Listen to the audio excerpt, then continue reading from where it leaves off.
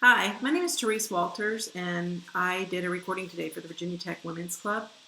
And it was of a meeting that they were holding in Blacksburg regarding racial dialogue in our community and what the local community administrators, government, law enforcement, the university, school administrators, what all they're talking about doing. And it was a great experience because we found out they've been working on this for years. They were already having community dialogue, and they have an organization on Facebook, and they did a live stream broadcast today. And because so many of our members are not on social media, I decided to watch it and record it through my screen on my computer and share it with our members at large, because a lot of people don't have social media accounts and they don't want to go and watch something there. And this will make it so our membership can be aware of what's going on and possibly join in the conversation. And I just encourage any of you, if you have any questions or you want to discuss any of what you're going to listen to for the next about an hour and a half, it's really worth the whole wait to watch it. It's interesting. It's interesting to watch the comments of people who live in our community that are joining in on the conversation. You can see their dialogue on the right side of your screen when you watch this. But if you want to have dialogue, and if you want to make a contribution of any kind, or you want to join in any way in on this community effort, then please email our organization, VTWC65@gmail.com, and or give me a call. My phone number is 770-789-4478. That's my cell phone. You're welcome to text me or send us an email. And we're in this, town, in this area, and we're part of this community. So I really feel good about our organization and what we can do to make a difference. So enjoy, and I guess I will see you in the flesh someday after this coronavirus is over, hopefully soon.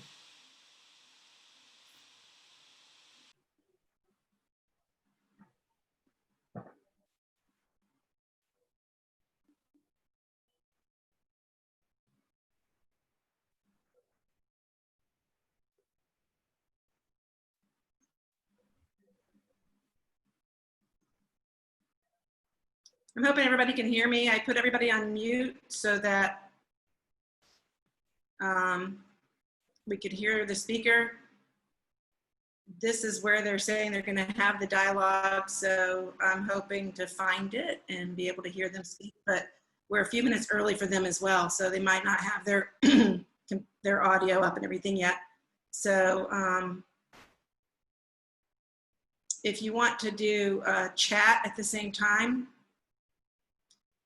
you're welcome. I can pull up, see if I can share the chat screen. I don't see anybody chatting yet. Normally it will pop up and show me a chat. So I'm just trying to see their page.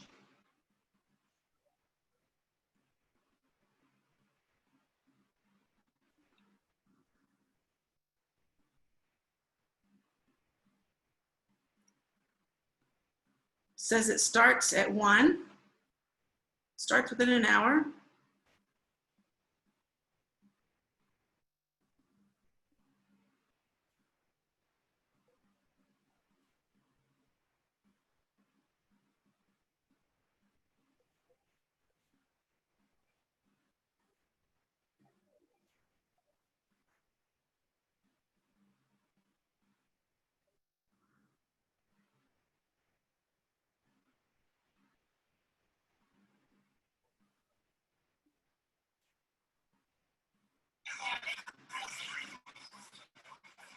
So it looks like they have their camera laying down while they're waiting to get started.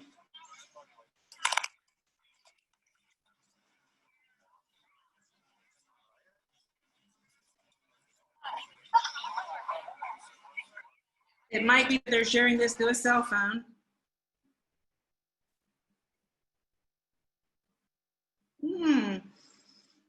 They ended it.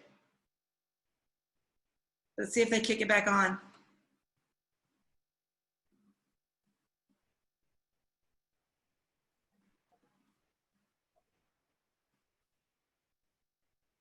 So they're saying over here, if you can see this over here, it's saying AH, it rotated, but now it's frozen for me. Follow Dialogue and Race to see their post.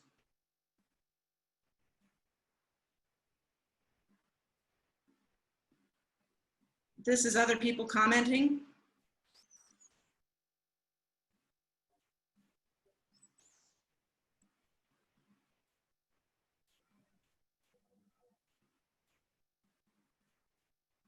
Go back to their main page and see if they started again.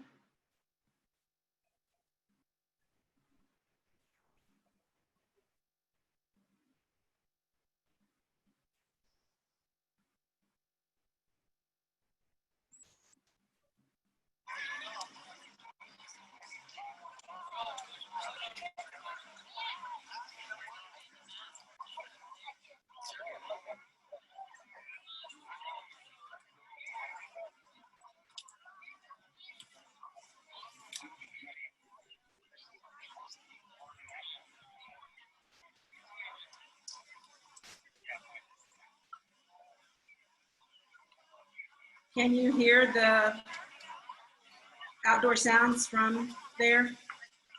Yes?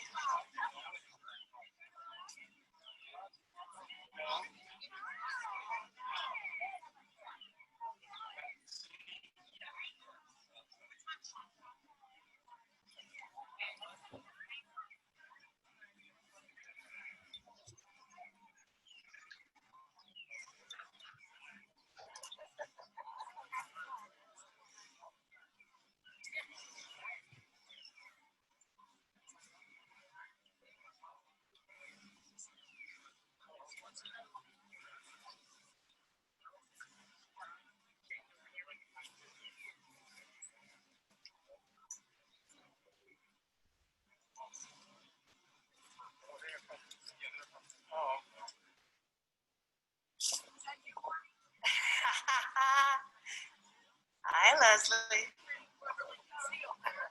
Thank you.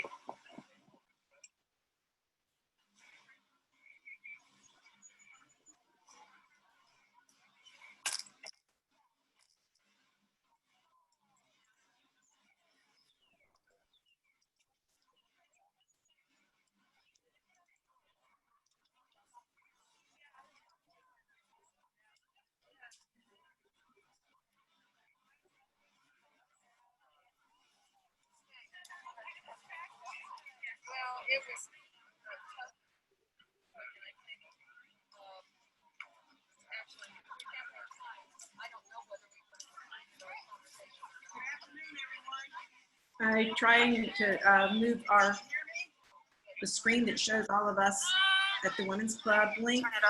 I'm moving it up so that we can see the comments in the dialogue box over here. And I'm doing this on a laptop, and I'm doing it on my cell phone hotspot, so hopefully we won't lose it. And showing support today. We're going to get started here so you can get out of this heat. So I want to bring up, I'm going to keep calling him Chief Brown, and he is going to give us some words of comfort and lead us as we start this program today.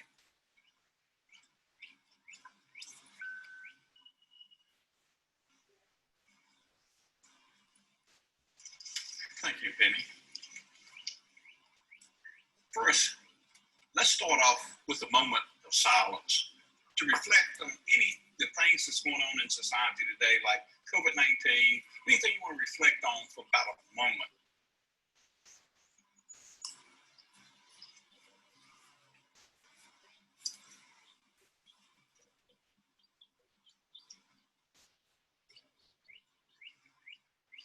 I'm going to ask you all to join me in going through the throne of His grace. Heavenly Father, please hear our humble cry. As we come today as humbly as we know how, we thank you for the opportunity to assemble here. Father God, we ask that you bless all those in attendance today. We pray that you will in our hearts and minds and show us that you are the truth and the life. We pray for your love, your guidance, and your direction today. Father God, we pray for cleansing today. If there's anything we've done, thought, or said, it's not pleasing to you, we ask that you forgive us and take it away and throw it in the sea of forgiveness. God has said to his people, let us come boldly to the throne of grace that we might obtain mercy and find understanding. Please give us wisdom, direction, patience, and understanding, and we will be so ever grateful. Most of all, we pray for calmness in the wake of things that's going on in our society today. And we pray this prayer in your precious Son's name. Amen.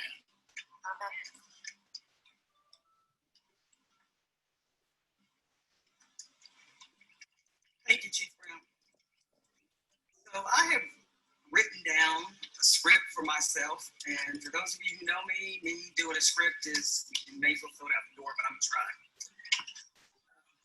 So first of all, I want to thank all of our law enforcement officers and the leaders from our town and our county for being here with us today, because they play a key part in how our county functions. I'm glad that they have come together to show their support for the outrageous murder of Mr. Brown, Mr. Floyd, and all of the other African Americans who have unjustly been killed in this country. I want to thank each one of you for coming out and standing with us to help us understand, and the rest of the county and the rest of the country, that here in Montgomery County, we believe that injustices are being committed across this country. Without us coming out and showing that we do not want this to continue, it will not happen. The other way that you have to come out, and that is to get engaged in the conversation, get engaged in actions that bring about change, because without that, we will stay exactly where we're at. So let me give you a little history of the dialogue on race and how it began and the work that has been done in Montgomery County. So in 2009, after seeing racial divides in our community come to light over three particular issues. One, the mascot change here in Blacksburg, the hiring of the first African-American superintendent, and the election of President Barack Obama. I myself and other African-Americans in this community saw people that we thought we knew put on a different face when it came to the issue of race. All three of those issues were about race, and folks were not the same people that I believed they were, that I worked with, that I knew in this community. Things changed.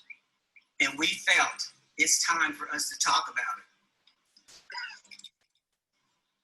it. So the community group within Montgomery County, which is an African-American civil organization that came together to help make sure that the African-American community stayed visible, stayed engaged, and understood how policies, how things that happen in Montgomery County affect us, and to be able to raise our voices when needed. So after several years of trying to figure out, how do you have a conversation about race? Race, something that we all see, and for many of us, think about every day. From the moment that we wake up to the moment that we go to bed, we live with how we are going to be treated, how we are going to be identified in this country and in this community also. It's a struggle to figure out how to talk about race, and it shouldn't be. So finally, we just decided we were going to start acting. We were going to start acting. We formed a committee. That committee now, you know, is Dialogue on Race. We brought the African American community together and we asked them one question. What is it like for you to live in Montgomery County? From that question, there was a huge list of things. We settled on 5 different areas to focus on. So there are 5 focus groups, one of those being law enforcement. So we're not going to get into all the other groups today. We're going to talk about law enforcement and how bringing that group together has brought about change in Montgomery County, has brought about having conversations that are hard conversations. When you're looking at data, when you're hearing people's stories, that's hard sometimes to hear and listen to. But the law enforcement in Montgomery County has sat month after month, year after year, listening to that, talking about that, and understanding that we have to do things differently. With that, I'm going to turn things over to Dr. Wornie Reed, who leads the law enforcement focus group, and he will take it from there.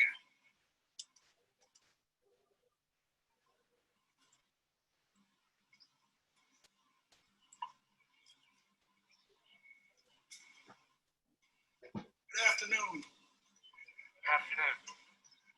To some of us, it might appear that the police have a license to kill African Americans.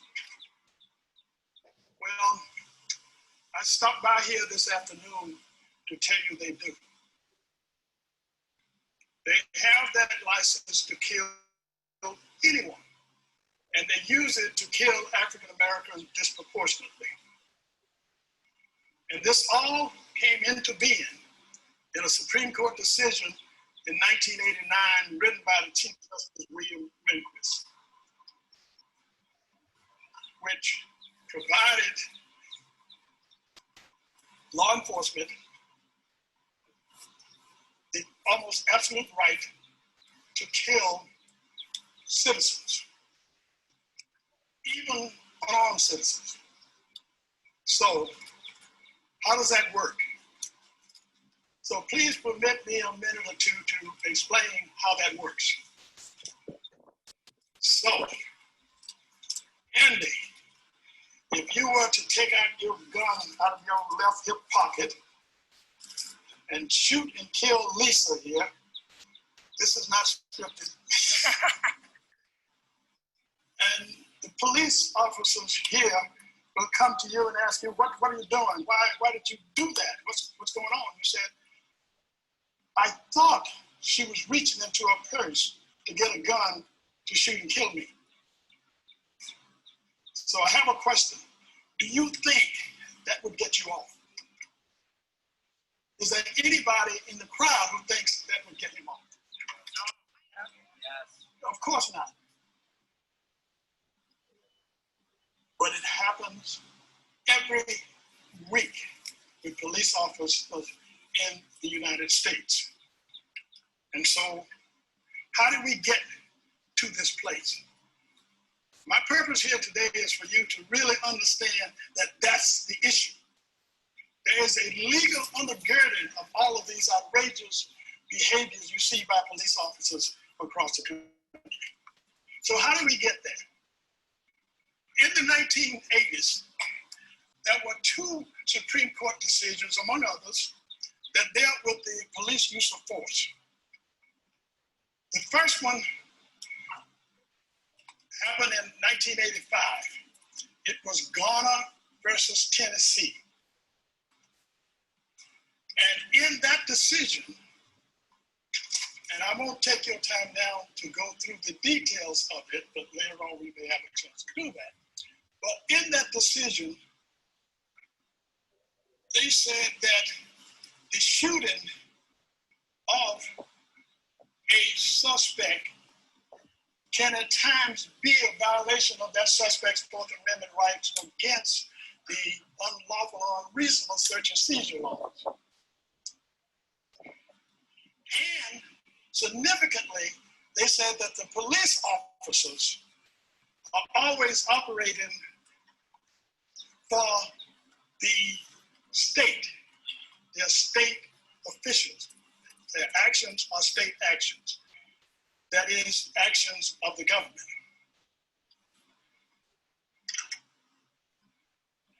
Okay, 1989, we had another Supreme Court decision. And in that decision, they said, yes, you may be guilty of a Fourth Amendment violation for unreasonably shooting some suspect. But a key aspect of that decision was something that Justice Rehnquist wrote. And to be absolutely clear, I'm going to read you that sentence. Justice Rehnquist said the reasonableness of a particular use of force must be judged from the perspective of a reasonable officer on the scene, rather than a 20/20 hindsight. Now, what that means is, if it's found that the person had no gun, that's a 20/20 hindsight. That's after the fact. So, we have here the Supreme Court having a ruling to protect the rights of police officers and not of black citizens.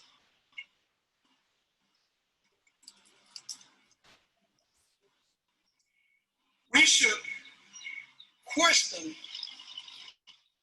the appropriateness of a police officer's so-called reasonable idea, because that gets quickly translated into reasonable fear. If the police has a reasonable fear,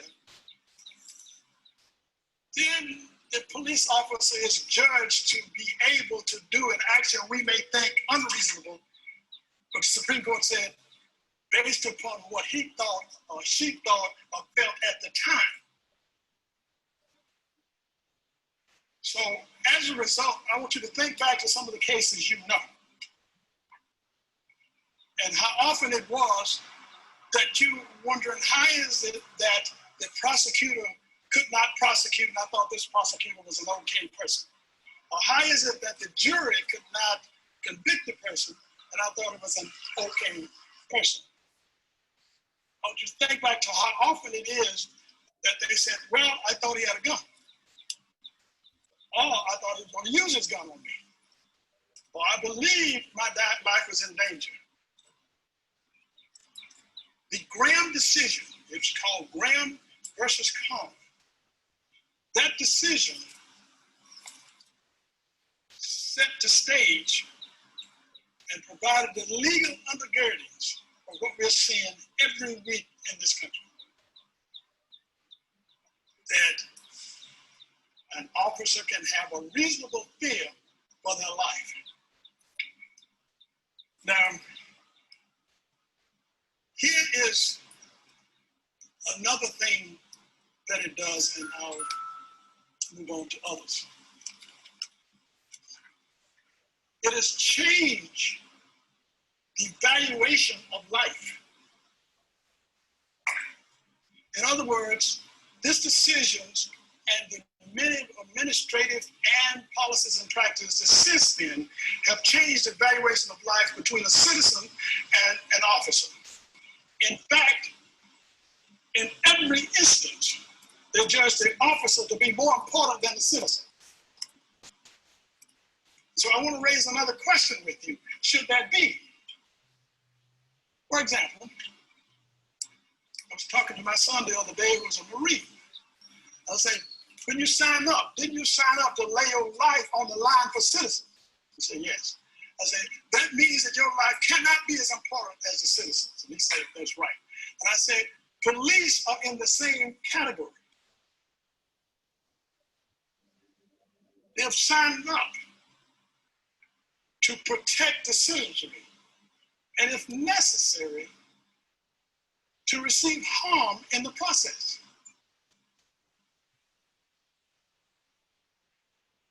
But since 1989, that is forgotten. And police officers are now considered more valuable than citizens. Now, I know this doesn't ring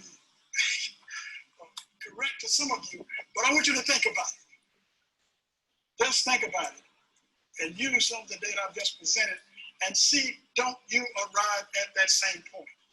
That we have to stop this inappropriate re-evaluation of lives.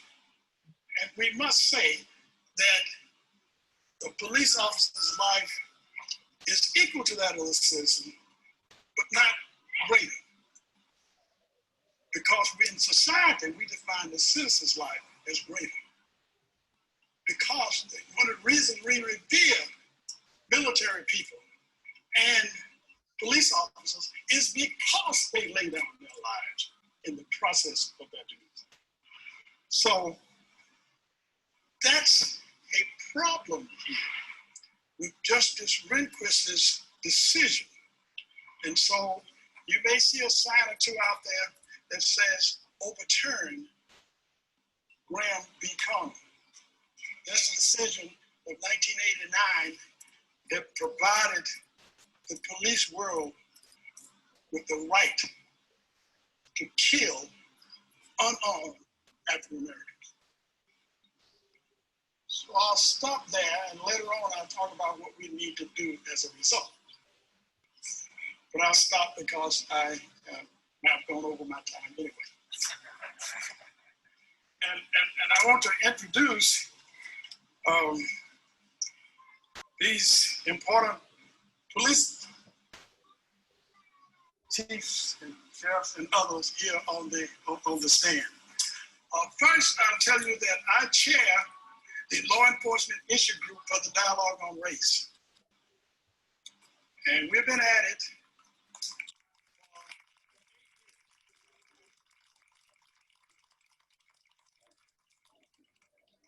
just to be clear how we operate.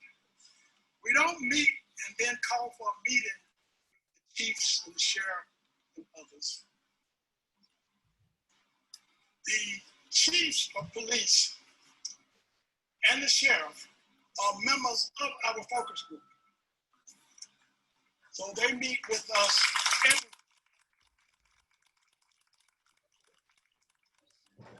thing we'll be talking about later is how, and certainly Chief Sisson will talk about it because he's always talking about relationships and how relationships will solve some of these issues. So let me introduce them to you. From Christiansburg, Chief Mark Sisson.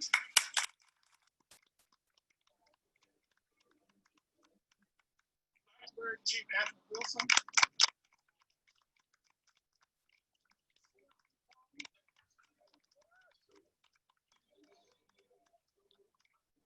next person I'm going to introduce has not been functioning as a part of our dialogue on race, but I'm going to embarrass him publicly and suggest that he needs to. The relatively new Chief of Police of Virginia Tech, Chief McMahon.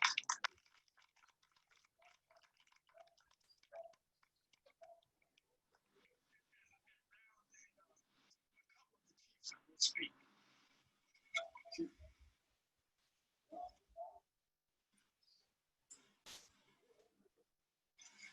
Thank you, Dr. Reed. Good afternoon. And if you think being on a committee with a tough person, try being on one with Dr. Reed for about 8 years. Thank you all for coming out. I first wanted to speak about where we've been. And I think a lot of people know that we've been working every day since the first day of March to try and mitigate the effects of this horrible COVID-19 pandemic and keep this community safe. Our citizens have done a fantastic job behaving with all these new restrictions and guidelines and having their freedom stripped away. So I was completely caught off guard when I returned to my office. We meet every morning, 7 days a week, in our task force on the COVID-19 pandemic.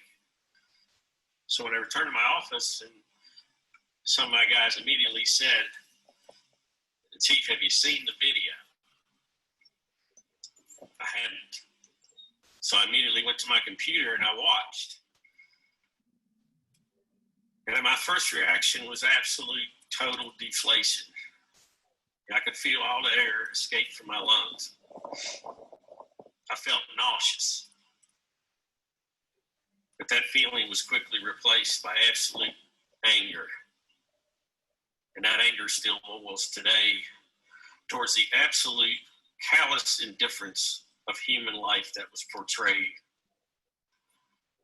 And that it was projected by those who took the very same oath that I did to simply serve my community.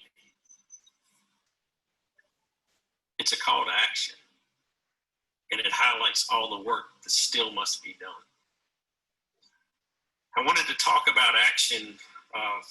Penny wanted me to talk about how our relationship has grown on this dialogue on race. So I thought I would read a little bit of a letter I sent to Richmond in support of a grant we were putting in for to get some funding. And I hope you'll bear with me. As a member of the Dialogue on Race, I've served on the law enforcement issue group. Our task was fairly straightforward. It appeared clear. Does racial profiling occur in Montgomery County? Do our law enforcement agencies resemble the demographics of the county and identify the barriers to minority recruitment and retention? We volunteered as agencies open access to our databases of information, and we would look for scientific clarification of these issues. However, none of us getting into this knew the depth of conversation and the struggle that was ensued with this process and the deeper understanding and misunderstanding of this relationship. As the chief of police, I pledged my life to serve and protect this community. I attempt to hire only those who feel the same calling and promote absolute transparency on how this agency operates. I fear no assessment or scrutiny and welcome all those who question our methods, dedication, and sacrifice. So how could anyone not see us for who we are? See how difficult this job is. See how well we truly think we're doing. Why don't they trust us? Well, folks, the dialogue on race was just about to start. Our Dialogue on Race group is a very diverse group in ethnicity, age, culture, and background. It's a very cordial group, but it's very honest and open. It was readily apparent the members of our group did not hold law enforcement in the highest regard. As we would toil through the numbers of annual police stops, arrests, citations, and warnings and searches, it was clear that many didn't trust that these numbers had somehow been doctored to present a more positive light of our agencies. I thought, how can people misunderstand numbers? And Dr. Reed and I fight about numbers every day. How could numbers portray completely different meanings to different people? Who were these people we were meeting with? The answer was very clear. These are our people. This was our community. It was time this chief looked deeper in the mirror. And our group was the vehicle for that journey. Our conversations would be deep and often raw with emotion. We would learn that diversity was a very broad term and that differences were often found in less chartered areas like in the mind and the soul. Our views of community seemed different, but ended up being very much the same. We all concluded that the savior of modern society was completely anchored in the recreation of this thing we call community. That we didn't need to give up our own individuality to come together collectively, but we needed a mission. and we needed action beyond dialogue. So we looked hard, and we saw our answer come up in one of our tasks. So did our agencies look like our community? And what were the barriers for minorities to get into law enforcement? Numerically, we looked okay on paper, but it seemed like we were having a terrible time recruiting minority candidates from our local population. We're having a hard time recruiting anybody nowadays. Our pay was good, but low compared to other professions, but we had good benefits. We didn't require a ton of education, but we required no criminal history and very basic fitness level. But we did require that our officer candidates be 21 years of age because that was a state requirement for certification, which turned out to be one of the biggest barriers as we were losing some of our best candidates to other occupations and other careers. So how would we fix it? And why couldn't we get folks to that golden age of 21 and keep them here and invested in our own communities? So we reached out to our local community college to create a 2-tiered program. It became our Books to Badges program. And it was a very simple, small program that just simply said, we, law enforcement communities, and this group on our dialogue on race wanted to find a mechanism to take a high school senior, give them 2 years of college, hopefully in a criminal justice field, introduce them as mentors to those students, to our occupation, and hope that we could recruit from that group. We required them to do community service because we felt that was going to be an important piece of it, a critical piece to teach our young that this community was what served them first. We went out to the community, and so I can see one of our greatest benefactors actually sitting in the crowd who helped us with the seed money to start this tiny little program. And something amazing happened. And this came out of this group, out of this little piece of this puzzle. The more we talked about educating folks in Montgomery County, the more people said we need to educate everybody in Montgomery County. And the ACE program came about.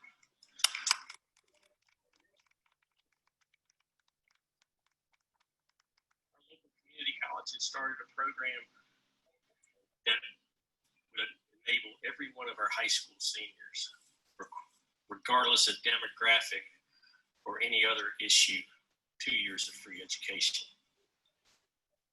The problem was going to be, how are we going to fund it? Because there was going to be a significant public match to what we were going to try to do.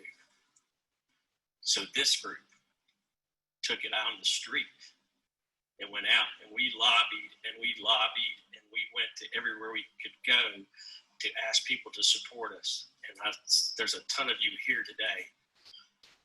And finally, our county board of supervisors took that bold, big first step, and they got the 2 towns to tag up, and the seed money was done. Our entire county now goes to school free because of this action.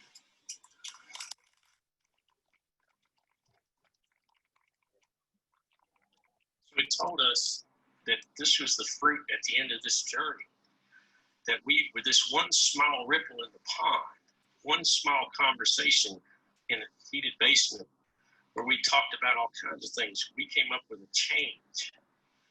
And through that little tiny change, it became a huge wave of progress. So what I'd like to finish up today is that the dialogue on race for us has been much more than a conversation. It's become a platform for an amazing network of partnerships, and partnerships that make this community a model for others to mirror. Thank you.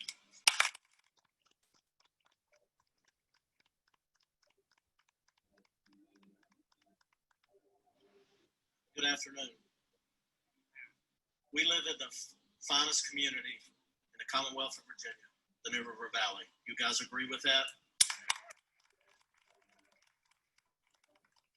Proud to stand here today as a proud member of law enforcement with the men that stand behind me, because I know that these law enforcement leaders are men of integrity, and we hire men and women of integrity because we know that we cannot expect our public to trust us if we're not doing things the right way.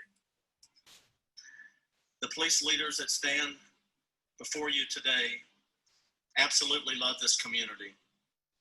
We have worked very hard to change the culture in the New River Valley. We have always stated in our meetings with Dr. Reed that tough times are going to come upon communities. We know that. It's a turbulent world we live in. We're going to have tough times. But our philosophy has always been, if you build the culture and build the relationships, which we have done, we will make it through in the New River Valley. We have worked alongside minority leaders, not just today. We don't stand united today in front of this community. We have stood united for the past 10 years. The New River Valley, we are so far ahead of other regions in this Commonwealth because we took the initiative. These police chiefs and the sheriff said we're willing to sit at the table because we know we need change in our community. I'm proud to serve not just with these men and the men and women that serve this community, but also with their minority leaders. We've learned a lot from one another. As Penny has stated many times, there's days that we need to have tough conversation. And they're not easy. It's not easy for us. It's not easy for our minority community, but we've got to have those because we have to work together to continue to advance our community. Our message is simple today. Let's work together as a community to overcome the turbulent time that we're having in our nation. We've done it many times before in the New River Valley. When there's crisis that hits this community, we come together. That's just what we do in the New River Valley. Let's show the rest of the world how it needs to be done. I'll speak briefly just on some of the things that we've done proactively. You know, many of you are familiar with the bills that have come out that are requiring all law enforcement agencies to track demographic traffic stop data coming up starting in July. We're 5 years ahead of that. We've been doing that in Christiansburg, Blacksburg, Montgomery County for 5 years. That's the proactiveness that we're bringing to the table. Because at the end of the day, we love this community. This is where we're from. Our children are going to grow up here. Your children are going to grow up here. We need a stable community, but it's going to take each and every one of us to develop that. So I challenge you today, we have to have love in our heart. We can't have hate in our heart. We have to have love for one another. And that's my challenge today to all community members. Let's work together to build a better community. Thank you.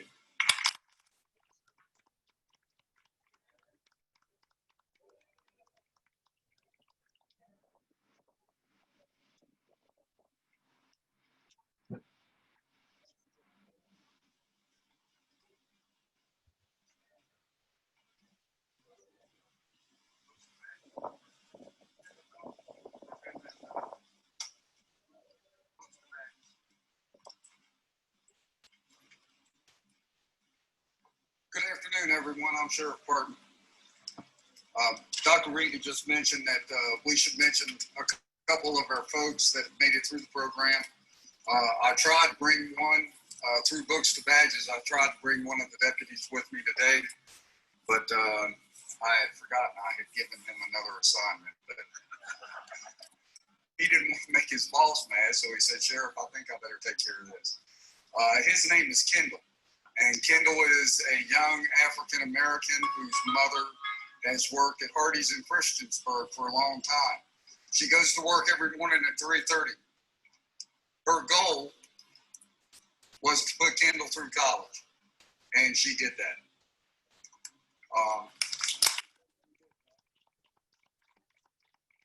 Was able to take advantage of a small piece of the Books and Badges and it was a great aid. So I now have Kendall. He is a correctional deputy. His team to me this morning and said, Sheriff, have you got a few minutes?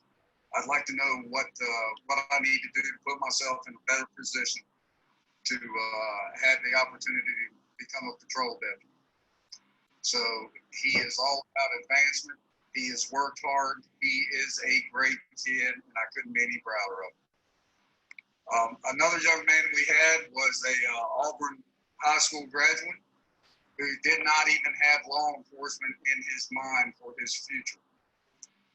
He took full advantage of the books to badges. He attended New River Community College.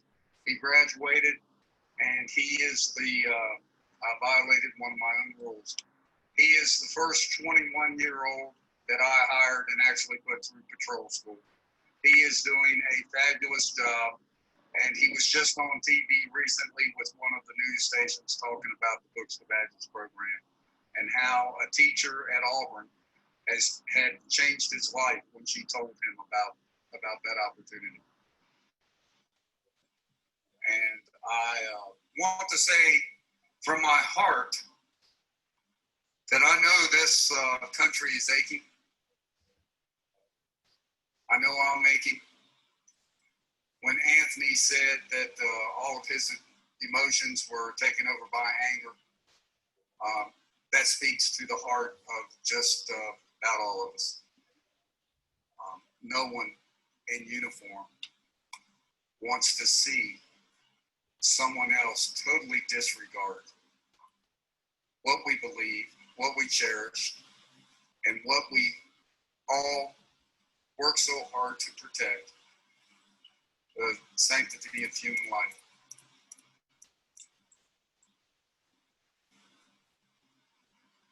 It is a very hard time.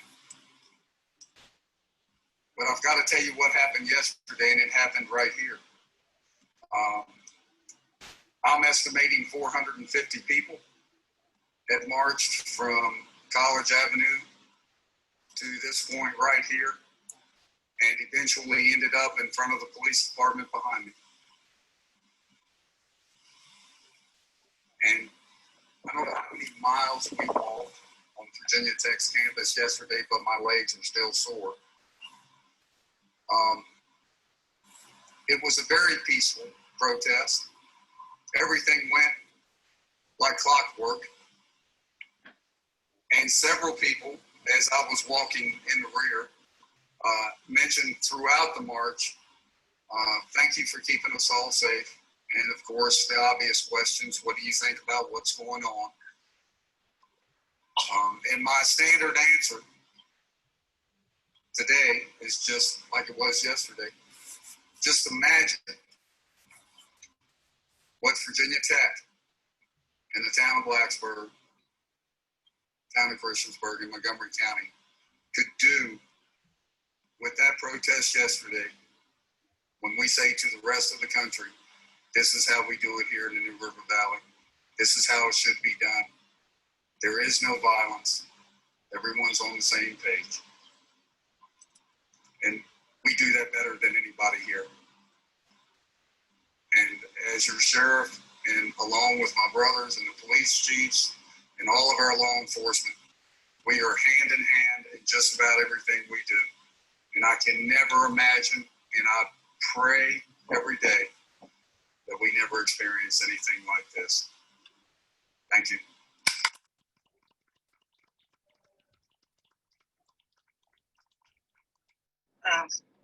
So what I can say about the relationships and the work that has been going on is that it is truly wonderful.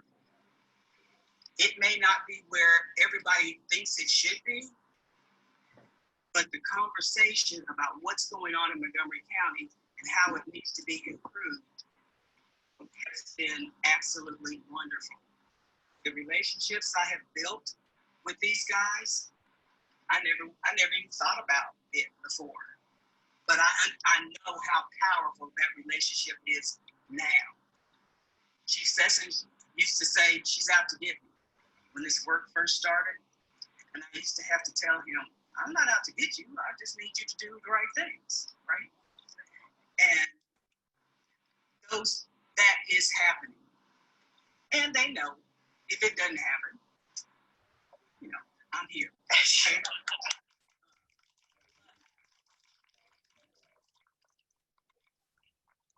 Because of this relationship, when I picked up the phone on Sunday morning and sent a message to Chief Wilson and said, what do you think about participating in a press conference? Immediately, it was yes. All three of them immediately said it was yes. And then there was another group of people, citizens in this community who needed to be invited to the table today. That is our elected officials. It costs money to be able to put on the summits and bring folks together like we have. It takes support from our elected officials to allow us to be able to do the work that we're doing. Because you know how this story can go. If they don't like what's happening in the police departments, in the sheriff department, they tell them, we ain't doing it that way. But that has not been what has happened in Montgomery County. They have come on board with us. They participate in our summits. We have folks who are on some of our focus groups. They financially support this effort because they know it is the best thing for Montgomery County. So we have several of those folks here today, and we're going to hear from the mayor of Blacksburg, Leslie Hager-Smith.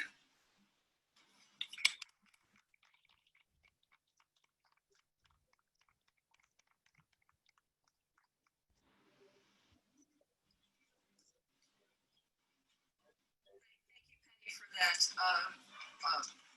full-throated support. I want to let everyone know, to underscore what Penny said, that every member of our town council is here today. You can stand if you like.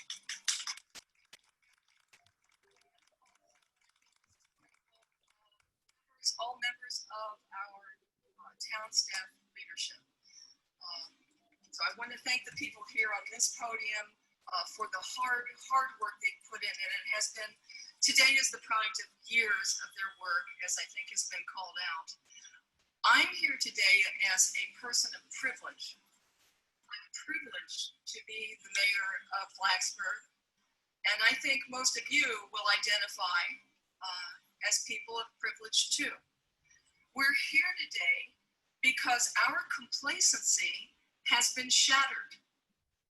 Neither I nor any other person of privilege can justify silence anymore. We who are gathered here today are wounded, all of us. We're damaged by the enduring marginalization of people of color in this country and even in this county. We cannot enter into dialogue without radical respect for our fellow citizens.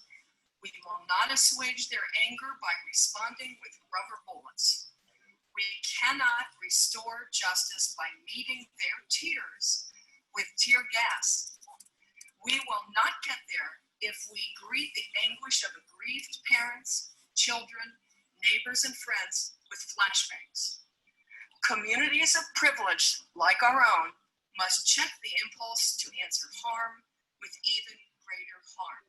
And I do not mean to indict the particular individuals who are here today. We have a very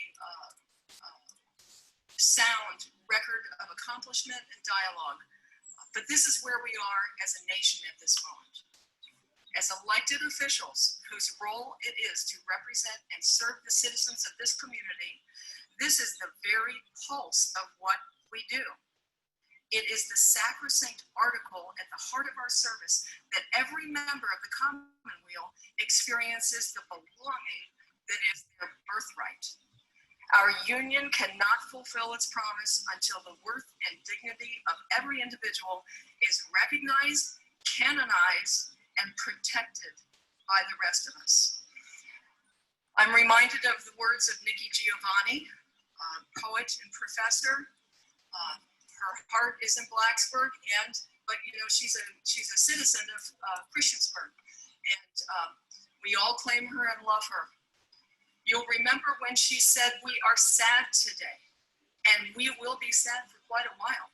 We are not moving on. We are embracing our mourning. We are strong enough to stand tall, tearlessly. We are brave enough to bend to cry, and sad enough to know we must laugh again. I wonder if you would join me in the spirit of prayer where you are, and share this poem, also written by Nikki Giovanni, which reads as a prayer, and the title of it is Mercy. She asked me to kill the spider. Instead, I got the most peaceful weapons I could find. I take a cup and a napkin, I catch the spider, put it outside, and allow it to walk away. If I am ever caught in the wrong place at the wrong time, just being alive and not bothering anyone, I hope I am greeted with the same kind of mercy. Amen.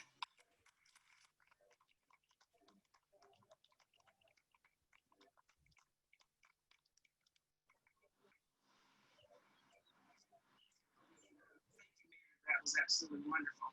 I think Councilmember Bush, who has actually been a constant member of our Dialogue on Race and serves on our limited presence focus group.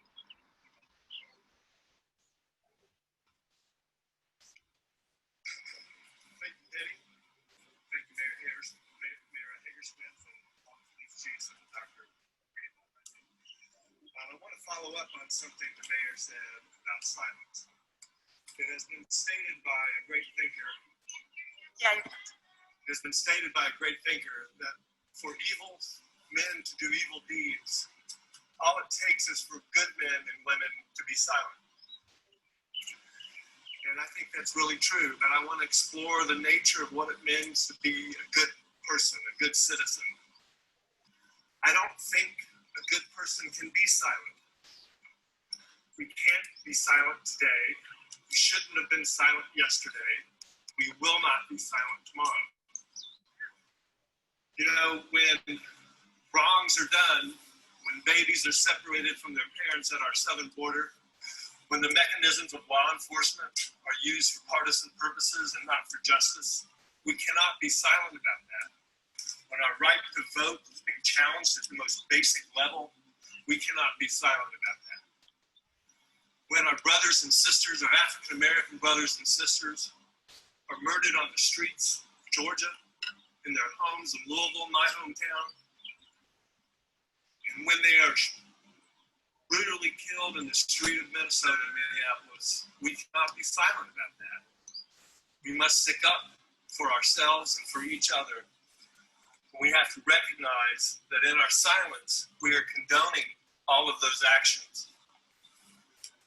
So I want to say to each of you, to be a good citizen, to be a good person, which I know that you are, we cannot be silent anymore about any of the things that we see and participate in, whether it's in our community or in any other communities throughout this great nation.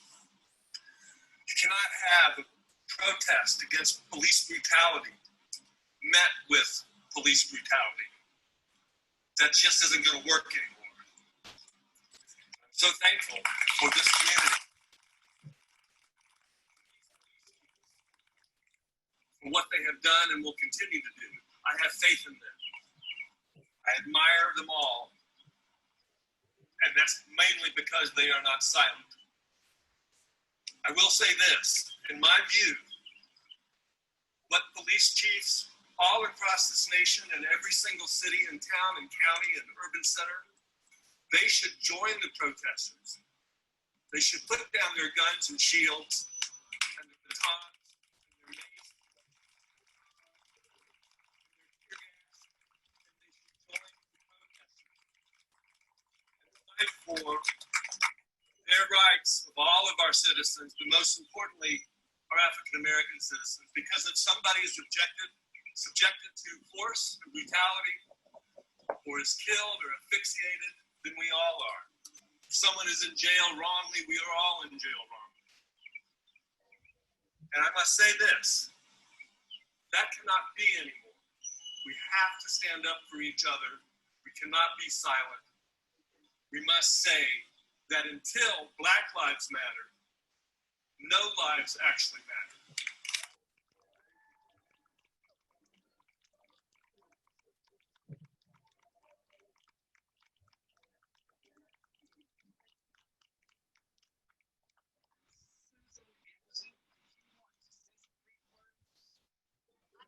Yell from back here that we can't just hold signs. We gotta do action. Thank you, Susan. That's exactly right. So next I'd like to call up Mayor Barber from the town of Christiansburg.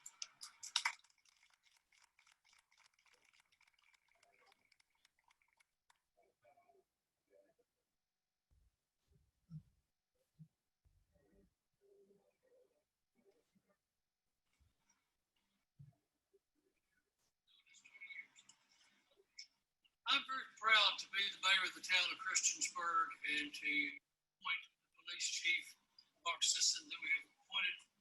I'm extremely proud that a good majority of your town council members are here, as is our town manager, our assistant town manager.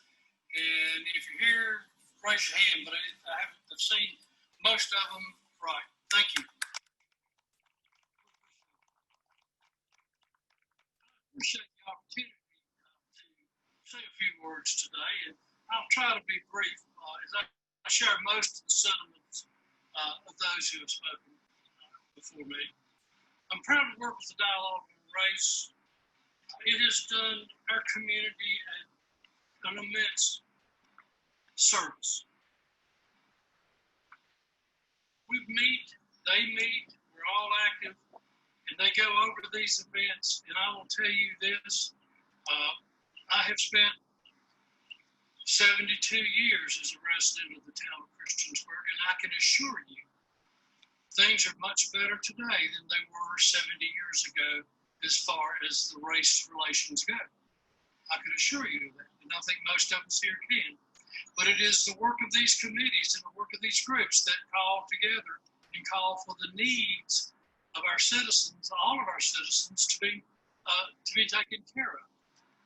I think that all of the sessions that we have gone through with the Dialogue on Race, that I got 9 or 10 years worth, Penny, I think, in that area.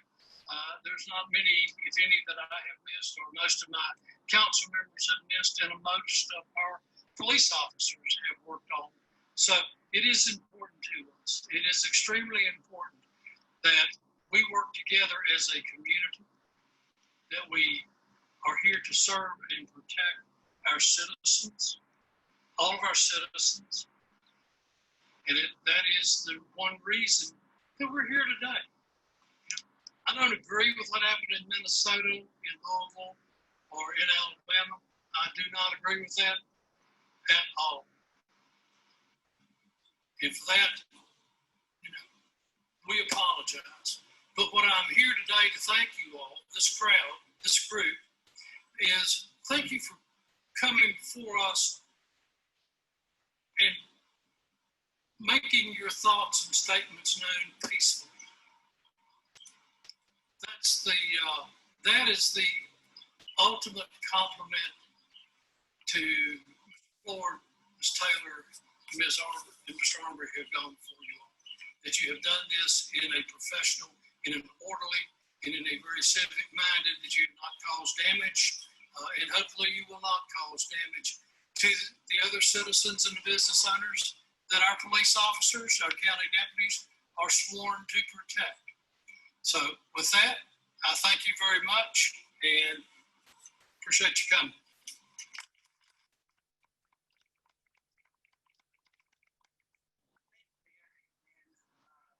Mayor Barber said, when it comes to our summits, especially in the wintertime, he is always there listening to those conversations of the citizens of Montgomery County.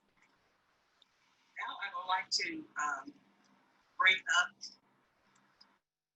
the chair of our county supervisors, Steve Fijalkowski. Did so well.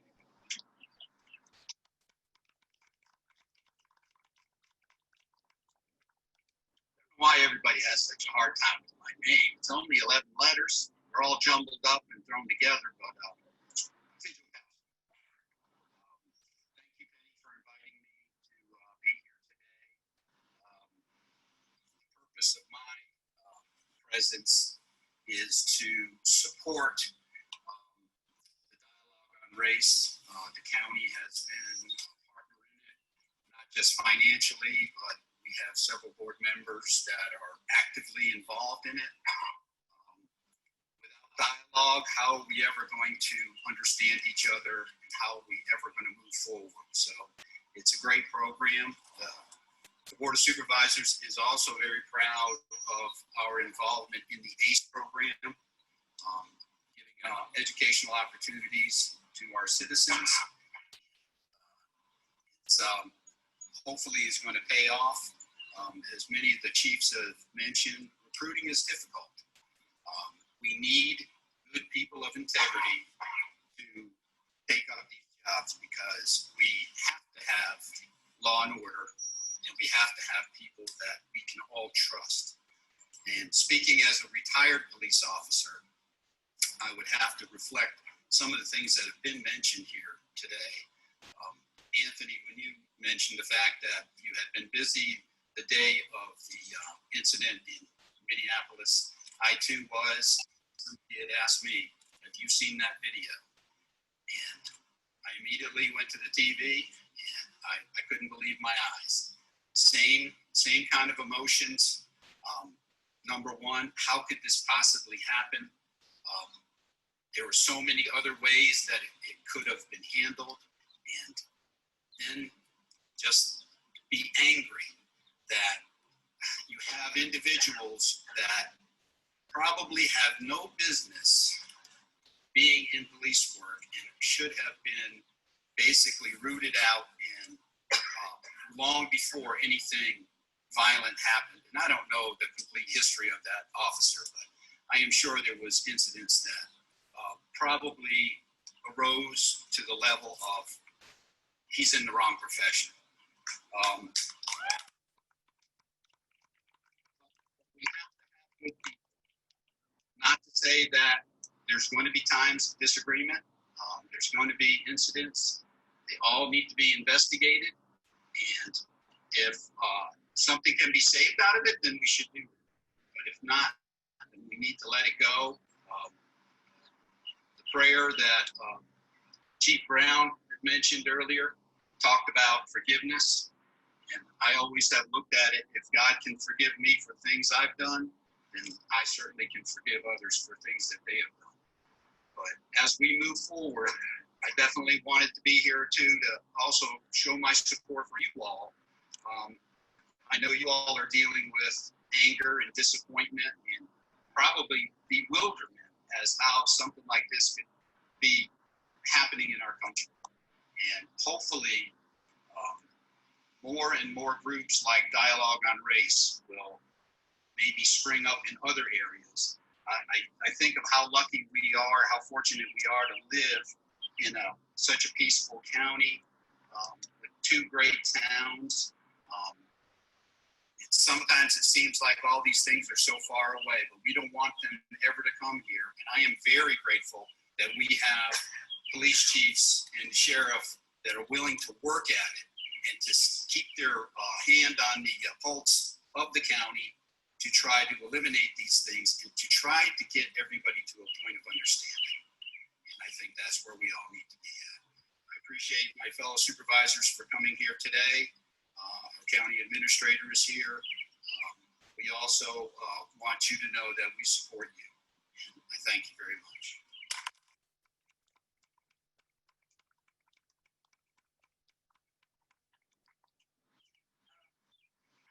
Mask on because I have some asthma. Mask is not good. I have a shield, but then you can hear me. So I would like to ask Karen Jones with the NAACP. She is the political action chair.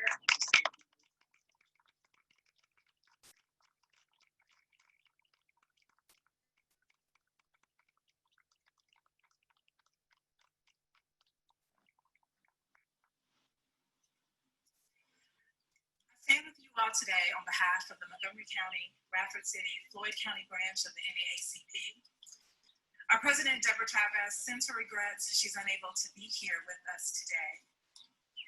But I want to share a message with you all that we are done dying.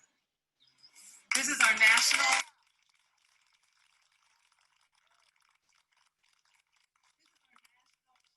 action to eradicate the injustices we see across the country. But I'm here to tell you today that I am done. I am done dying because George Floyd could have been my dad. Ahmaud Arbery could have been my nephew, and Breonna Taylor could have been my sister. Our community is not immune to the injustices we see across this nation and across our Commonwealth. We today are fighting two viruses, COVID-19 and racism.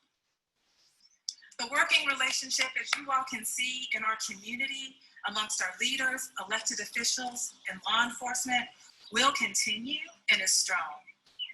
The NAACP in this branch will continue to work towards tearing down the walls of systematic racism by ensuring that policies and legislations that maintain the system are changed. The policies and legislation that exist in our community and beyond. Our branch will continue to foster these relationships to do the hard work, and we call on the community and our elected officials to join us in this effort. The NAACP was founded by Black and white, based in large parts of the lynchings that were happening all across the South. Today, I stand on the shoulders of W.E.B. Du Bois, Ida B. Wells, and countless others in this work. I am encouraged by what I see and hear today. I am encouraged by what we witnessed in Blacksburg and Radford last night in our peaceful protests against what we are seeing happening. But the work, the hard work must and will continue. And these conversations have to be followed up by strong action. Thank you.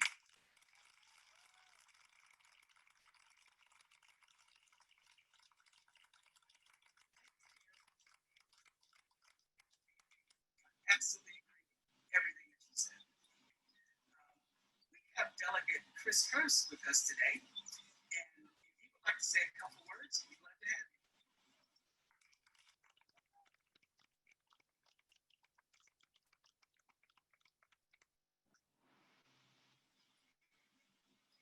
Good afternoon.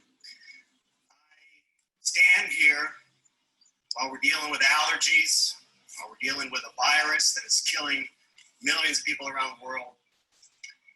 And so we're all maybe feeling a little bit in the back of our throat, a little scratchy. And it starts to be this element of privilege that Mayor Hager-Smith talked about, where I might feel a little scratchy in the back of my throat, but I cannot imagine being a person of color in this country, having screamed out for years and years the names of those who were killed unnecessarily in this country. Names recently like Michael Brown and Trayvon Martin and Tamir Rice. And just this spring alone, George Floyd, Breonna Taylor, Ahmaud Arbery, screaming those names out so often and so loud, it almost makes it so that you want to say, I can't breathe. And I think being choked on a lack of action that you've seen from elected officials like me in Richmond and in Washington, D.C. is enough to be as damaging and a threat to our lives as any virus that has ever come on these shores before.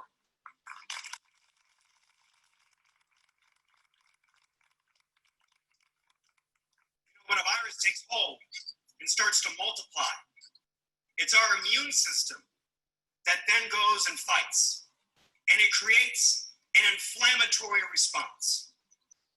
And oftentimes, I have seen in professional experience and now in this new role, that our law enforcement is that inflammatory response to the injustices, to the viruses that plague our great country. And when we see that inflammatory response, we must appropriately hold those accountable who are in charge of defending and preserving and serving. But at the same time, we must understand that this virus is not just police brutality. It is also about the denial of people for fair housing, the denial of people of fair wage, the denial of people of the ability to go out and operate freely in this country based on the color of their skin. What we're seeing now is the response. Oftentimes in political activism, you talk about a call to action. And what we're seeing now is that call to act, to finally end the institutional racism that we see here in this Commonwealth and across the country. The dialogue on race now for a decade has, as law enforcement, one of its focus groups, but it is not the only one that brings them together to have that dialogue. In Richmond, we have been working hard this year to try and change some of those institutional policies for the better. We decriminalized marijuana use. We were able to increase the felony larceny threshold. We put millions of dollars into our affordable housing trust fund. And yet it still is not nearly enough to be able to prevent more people like George and Brianna and Ahmaud from being killed on our streets every single day. So what we need to do is go back to Richmond and have a full and exhaustive examination of use of force in this Commonwealth to make sure that we don't have any of these cases show up here in the great Commonwealth of Virginia. We need to continue to advocate to make sure that we have criminal justice reform that doesn't criminalize somebody for merely being Black and alive. So what is our role here in this great community, which now has time and time again come and organized and protested the injustices we see here and across the country? What do we have to do? Well, just like whenever you hear a great sermon or you adopt a new religion, there is an element of evangelism that we all need to do, to go out and maintain good working relationships here, but to go out and to start showing how it can be done in other areas by having those difficult conversations, by breaking down those barriers. And then at the end of the day, when we go out and we try and share what's doing well here, we go home and we look in the mirror.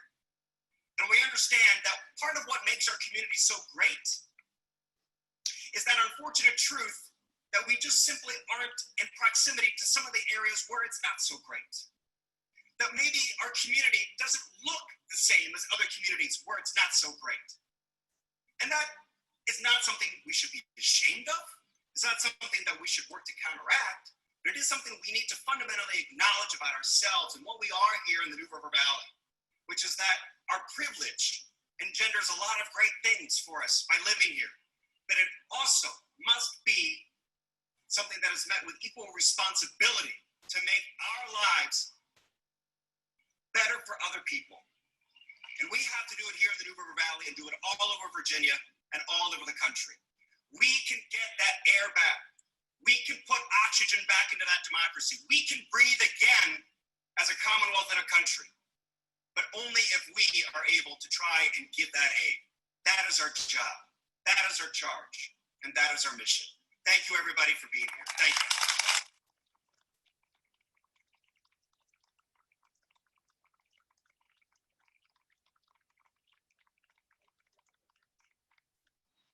Words are absolutely profound and true. Dr. Reed is going to come back with a charge, a call to action for you. Then I'm going to close things out for a second.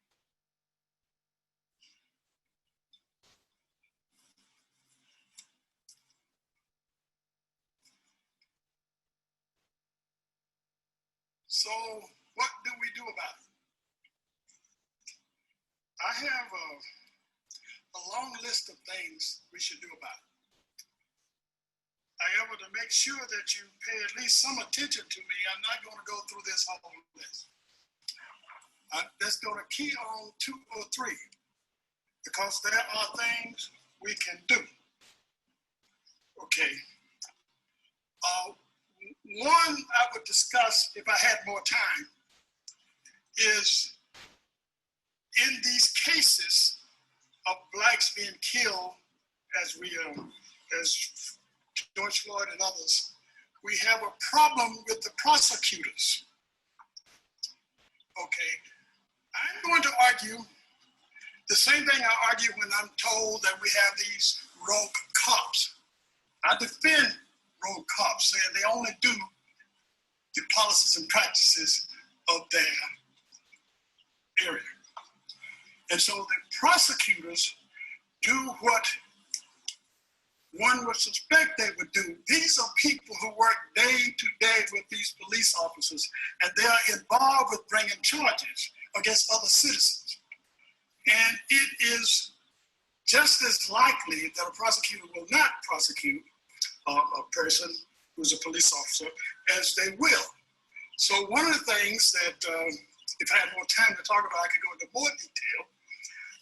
We must insist that when we have some of these questionable killings, that it's automatically a problem for the state, as my son, an attorney, argues, it should be the federal government immediately. Not if things get so bad. So let me just move on. That's not what I'm going to discuss. Okay. If I had time, I would go through a list of privileges that police have in the state constitution here in Virginia that some of us don't think they should have. But I can't discuss that today. I'm going to provide other venues to discuss these things. So I want to go to something else that we must change this idea of the evaluation of life and who is important and who is not, or who is less important. So as I was telling some others earlier, we need a groundswell of discussions about it. I see what I'm seeing just an extension of what Delegate Hurst was talking about. We can't assume that the delegates and senators and others in Richmond will do the right things unless we push them. I've spent my entire adult life making that argument. Too many of us think if we say something, then the politicians, if they are of the right mind, they will do it. Politicians do what they're forced to do. And so we must force them to do that. So we must have a groundswell of this discussion. Discuss with your neighbors, discuss with your friends and your organizations. And to me, today, the most important thing is to have some discussions about overturning Graham v. Conner. Okay? We must have it overturned, most likely in the courts, but there's sometimes a possibility of this being done by legislation. I'm not sure. We need a groundswell there. The groundswell can happen in your homes with your discussions about it. And if you start that discussion, you're not convinced, please contact me and I will try to convince you. And some of you sitting there, standing there, may think this is a tall task. If you think this is impossible, let me tell you another story.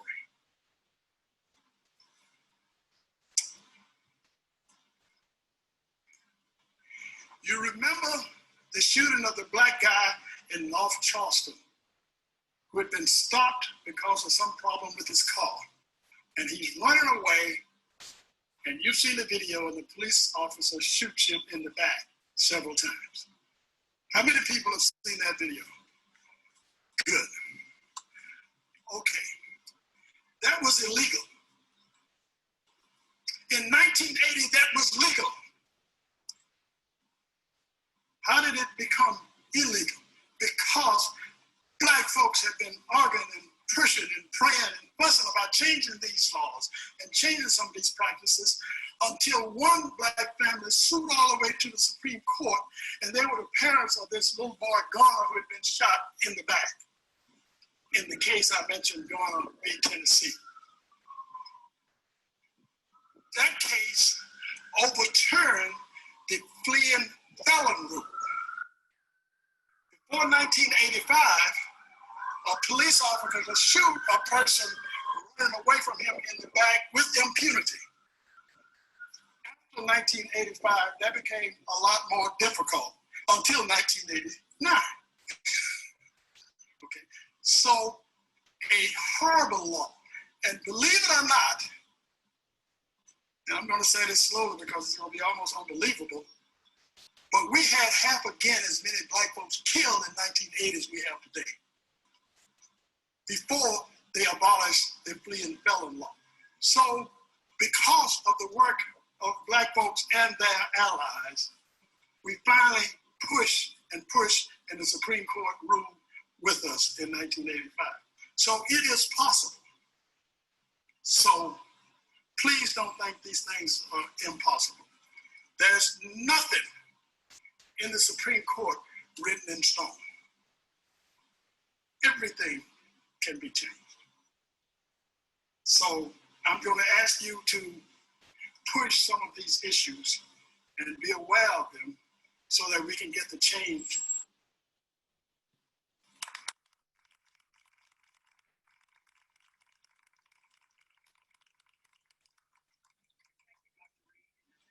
Thank everyone who spoke today and spoke in support of the outrageous killing. I will say support, I'm sorry.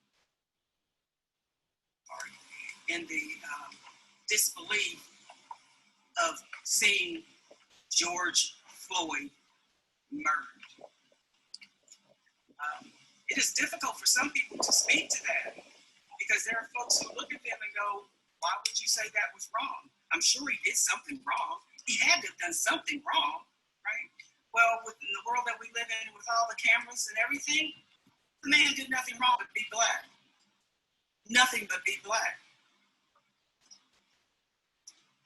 I wake up every morning as a mother, a grandmother, a sister, a cousin, a friend, and as a black person in this country. And I worry. I wait. I wonder when I'm going to get that phone call, when someone's going to knock on the door and say, someone that I love has been killed for no other reason than being black, and someone didn't like what they said, where they were at, or what they were doing. I live with that every day. Yesterday, my son called me from Colorado and said, are you okay? Because he heard that this was going to be happening today. And on Facebook, there were folks who didn't like what was going to be happening today. There were folks who were making comments that all the rioting and the destruction that was going on was horrible and terrible, and why were we doing that? Well, I want you to understand, I agree. It's horrible and terrible, but why we're doing that is because every damn day we wake up with the frustration that I can't live in this country and not worry what may happen to me or what may not happen to me because of the color of my skin.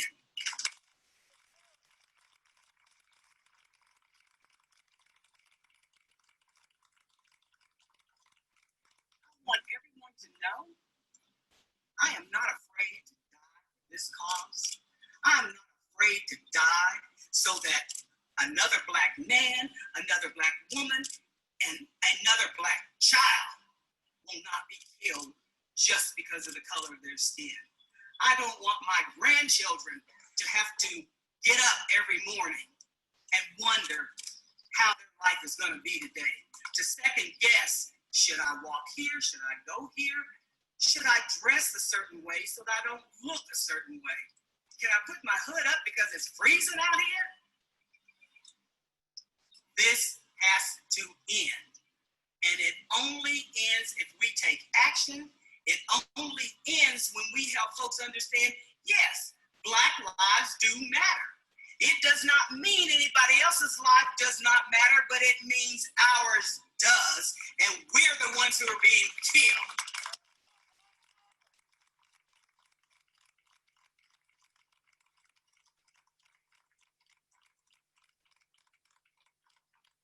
guess we can point to the individuals who are not good people who are doing these things.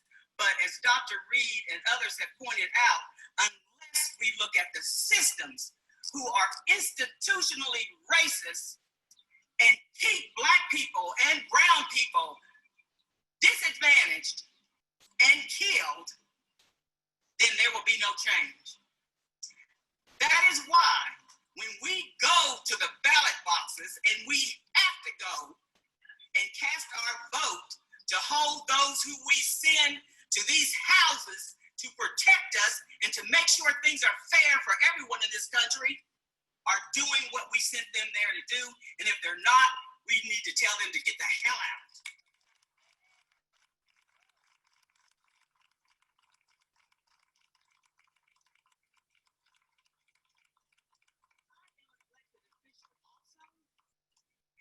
Expect folks who don't think that I am serving them to the best of my ability to bring about things that they want and that they need, they vote me out. I would expect that. We have to hold each other accountable. When you're in your home with your family, when you're at your place of business, when you're at work, when you're just in community at the park and you see racist activity going on, when you see people being treated wrongly, you need to speak to it. You see that? Wonder why someone didn't do something. Wonder why you didn't do something. This is the time for us to be acting. You don't have to have a Black friend to understand when another human being is being mistreated or not given a job just because it would be kind of uncomfortable. I don't know what to say. It's time for that crap to stop. It's time for us all to come together. When you look at the news, the number of white people who are out there marching, the number of you that are here who are out there marching and saying Black Lives Matter and that things need to change does my heart good. But unless you do more than just march, unless you do more than just put a post on Facebook, it won't change. The systematic racism, institutionalized racism in this country has to be checked. Every institution in this country needs a watchdog. In this country, it's called the Justice Department. But this administration, strip that. In November, the White House has to change.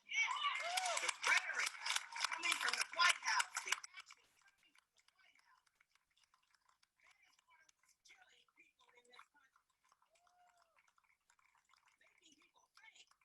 that our lives don't matter. That has to change. I could go on, but we've been here for quite a while. But every word that we have heard today have been good words. Every word that we heard today, I believe, because I have relationships with these folks, are good, honest words. And they are trying to do the work the best they can to make sure we are all living safe and with dignity in Montgomery County. But it goes beyond Montgomery County. And I have to say this because just because we don't have someone who has been beaten or killed or some horrific situation in Montgomery County, that doesn't mean things are good in Montgomery County for those of us who look like me.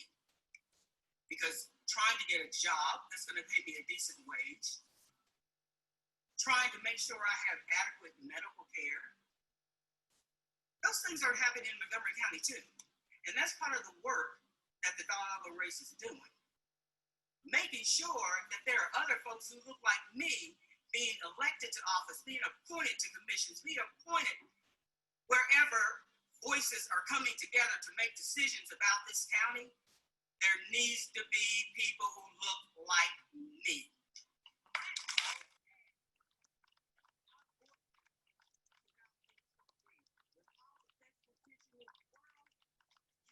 tell me what is best for me unless I tell you.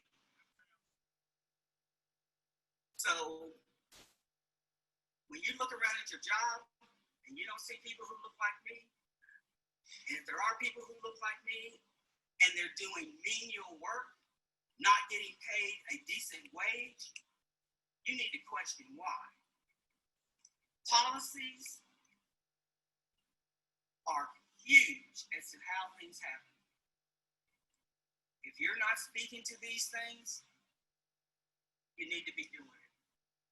There needs to be, again, folks bought into every governing entity to look at your policies, to look at the actions that you are doing, to see if there is a basis of race or some basis that's going to be disenfranchising to a segment of your community. We can't just look at ourselves and say, oh, I think we're okay. No, someone else needs to do that. That is a function that should happen everywhere in this country. Have someone else come in and help you understand you need to do something differently because this is what is happening because of this. I thank you all for coming. I thank all of our law enforcement officers. I thank all of our elected officials. Because I'm telling you folks, this does not happen in other communities. Like I said, when I put the ask out there for folks to be involved, it was immediately because we had built relationships and we have been doing work together, but they all understand there's more work to do. The ACE program, that is helping to educate, giving an opportunity to educate all of our children. Education is a game changer for folks who, as you heard Sheriff Partons talk about, children who didn't think about college are now thinking about college, thinking about how they can better their lives. But I'm going to tell you this, if we are not making sure that those doors are open when they're ready to go through them, what good did it do? So, thank you again. And you all have a